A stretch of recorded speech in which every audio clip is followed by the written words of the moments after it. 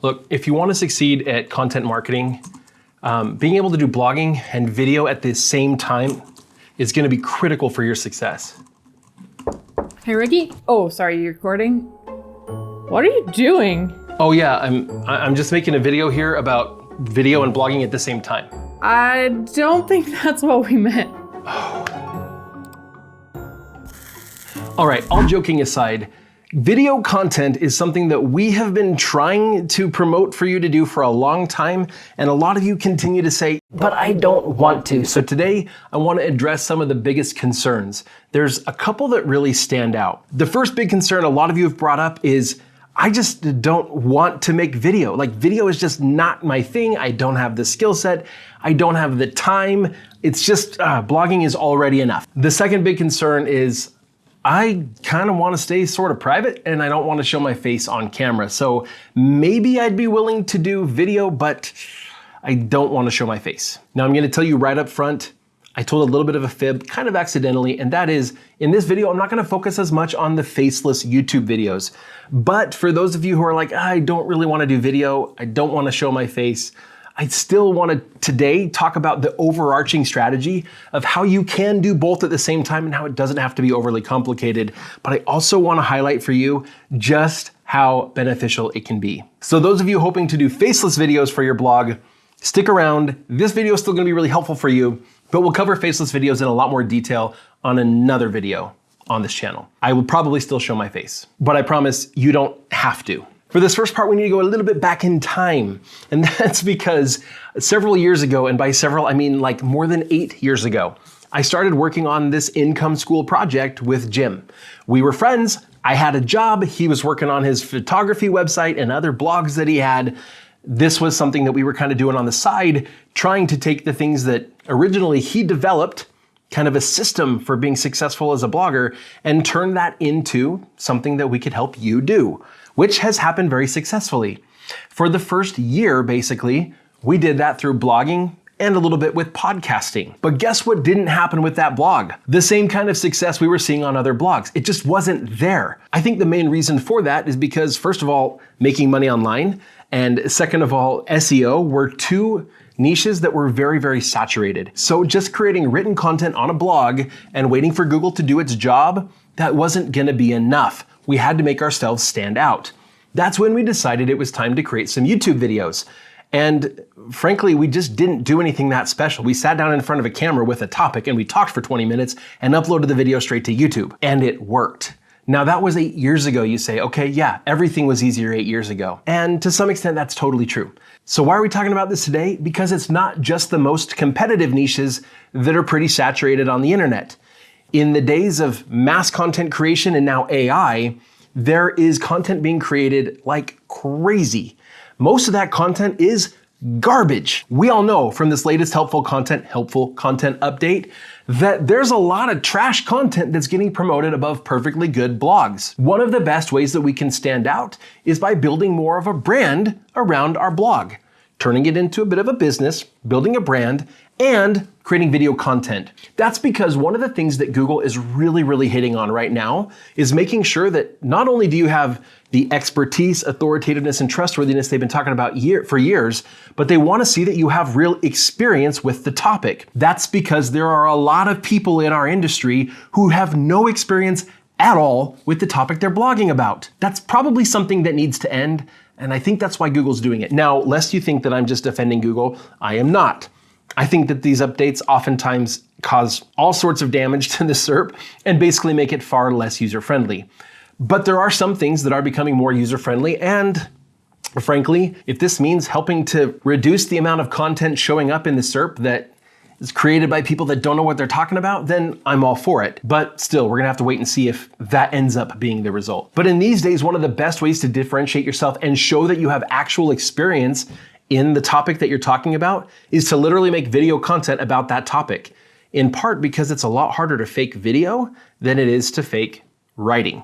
Anybody can say whatever they want in a blog post, and it can sound pretty good. I mean, just ask ChatGPT something complicated about a specific industry. Chances are 80% of the information is gonna be false. I just made up that statistic, by the way, so maybe don't quote me on that one. But a lot of the information is gonna be incorrect and unhelpful. but it's going to sound pretty dang confident. Anyway, long story short, to give yourself the highest chance of success, it's time. It's past time for you to consider adding video content. Now, I have to give a caveat. There are many people still succeeding very well with just written content on blogs. We get natural, organic traffic just through search by creating just blog content. It still happens and works today. It's just getting harder to do. You're having to make sure that you build sufficient topical authority and create a lot more content than you used to have to do. Whereas you can simplify things and make some videos to supplement your blog and get way better results. So I'm talking about video. Notice I haven't been specifically saying YouTube. I shared in my personal experience that we went to YouTube, but YouTube's not the only video platform today, as we hopefully all know. YouTube is definitely one of our favorites, and it's a place that I think bloggers should basically all go. But Instagram and Facebook have good video platforms, and people are watching video more and more on their platforms. TikTok is gonna make sense for a bunch of you. Not all of us, but for quite a few of you, TikTok could make a lot of sense. And there are lots of other video platforms that are gonna make a lot of sense depending on what industry you're in. So consider what video platforms are gonna make the most sense for you. Here's one tip right off the bat. You can make video content and you can repurpose the same content on all the different platforms. In addition to growing on those platforms, we get a ton of benefit just by creating video content to embed on our blog. That's because the video shows, it proves that you have real experience in the niche, or in the topic at least, of that specific blog post. Now, I often get the question from people, okay, but if I embed somebody else's video in my blog post, do I still get a benefit from that? Yes, you get a benefit, but the downside is that you don't get all of the benefit. In fact, a lot of the benefit goes to the creator of that video. That's because they're the one building rapport with the people on your blog, not you. People make a far greater connection to that person that they're listening to and that they're literally seeing than they do with the person that wrote an article. So embedding video is kind of like the first small step. If that's all you can do right now, it's a good start. But let's see what we can do about creating video content for yourself and your own blog. So let's go through some specific things that you can do to make this work. First of all, blogging and creating video require two very different skill sets. So my first big piece of advice is, if you don't already have experience with one and feel pretty confident that you're doing the right stuff, then trying to learn both at the very same time is going to be really difficult to do. So I'm telling you to do both, and I'm telling you should kind of do them at the same time, but don't try to learn them from nothing at the same time. Try switching back and forth between them. Say, you know what, for this month, I am going to work on the blog. I'm going to learn how to do good search analysis. I'm going to learn how to write a few good blog posts, and maybe I'll get 5 blog posts or 10 blog posts posted. And then we're going to go ahead and pause there, and we're going to start learning the very basics of video. By alternating between the two, but focusing on just one at a time, even if it's for a relatively short period, like 1 month, it's going to allow you to actually dive in deep enough to learn those skill sets, but again, not spend so long on one that you're completely neglecting the other. Now, if you already do have fairly considerable experience blogging, because you've been here for a while, great. You can go ahead and just pause for a minute on the blogging and spend a month working on learning the basics of video. If you're trying to do that, we have a great YouTube channel about it. It's called Channel Makers. If you are in Project 24, we have our whole YouTube system. Start at the very beginning, and you're gonna learn the basics of how to create a really good channel from the start. The second big thing that you can do is what I'm gonna call smart batching.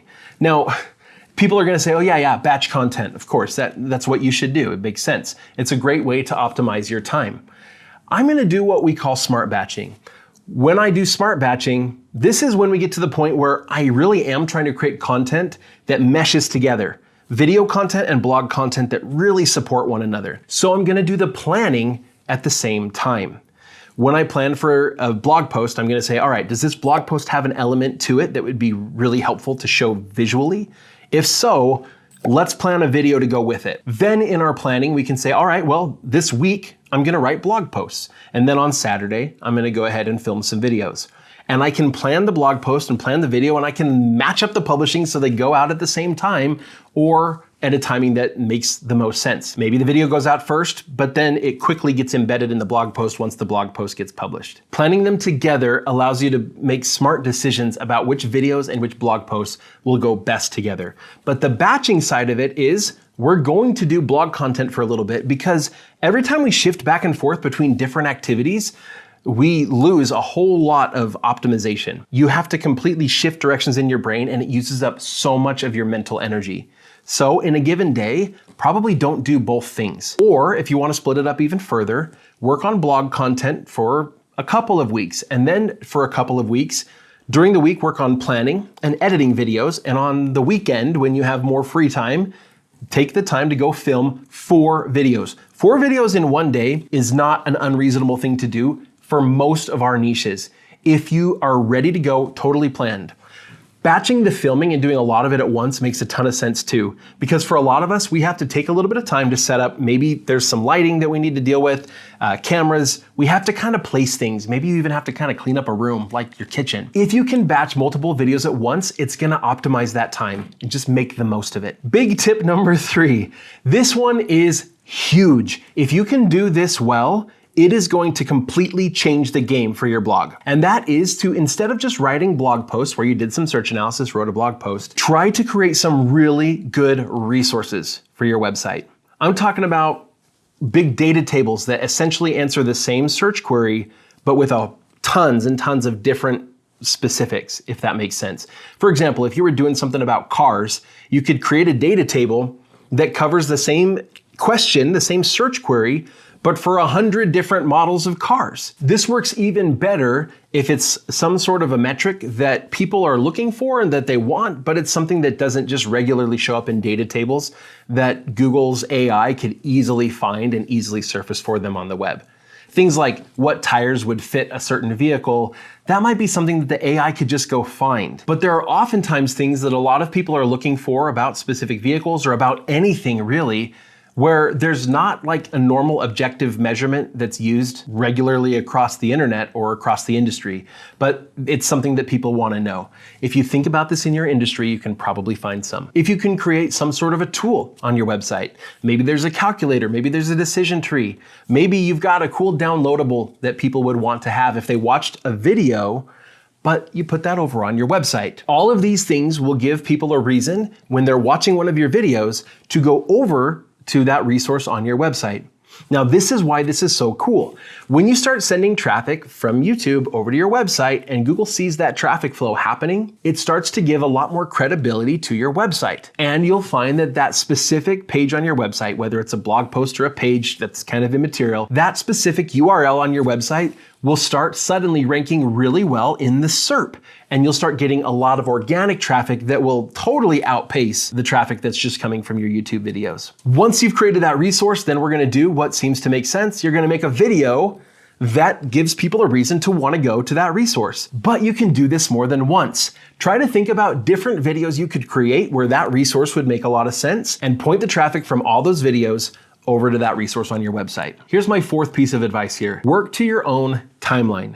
Don't let somebody else's arbitrary timeline put a lot of pressure on you. We all have different needs. We all have different things going on in our lives. And if you're trying to do it all, like creating a blog and a YouTube channel and who knows what else, other social media, you're not gonna be able to do it all at the same time. So don't worry about it. Work at the pace that works for you. I encourage you to set goals and to really stretch yourself, but don't run yourself ragged.